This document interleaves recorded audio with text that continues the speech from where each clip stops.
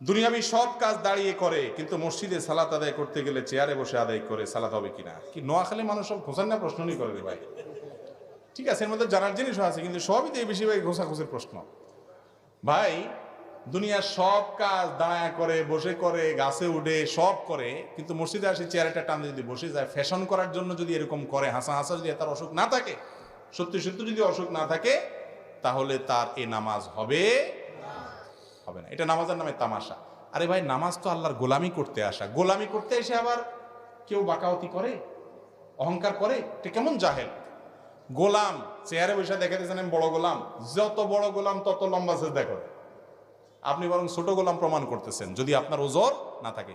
আর যদি কারো সত্যিই এমন অসুবিধা হয় যে কোমরে এত ব্যথা যে সে রুকু করতে পারে না, চিৎকার আসে, ডাক আসে, ভাঙতে পারে না, সিজদা করতে পারে না, ডাক্তার বলেছে যে এইভাবে নিয়মিত করলে বড় ধরনের সমস্যা হবে, ডাক্তার নামাজের গুরুত্ব বুঝে এরকম ডাক্তার, তাহলে সেক্ষেত্রে এই ব্যক্তি যতক্ষণ দাঁড়াতে পারে দাঁড়াবে, বাকিটা বসে চেয়ারে পড়বে। আর যদি দাঁড়াতে থেকে বসতেই না পারে, এত দুর্বল হয়তো চেয়ারে বসে পড়তে পারবে। এটা আমার কথা, নবী সাল্লাল্লাহু আলাইহি ওয়াসাল্লাম বলেছেন যে ব্যক্তি দাঁড়িয়ে পড়তে না পারে সে বসে পড়বে, বসে উঠতে না পারলে শুয়ে পড়বে।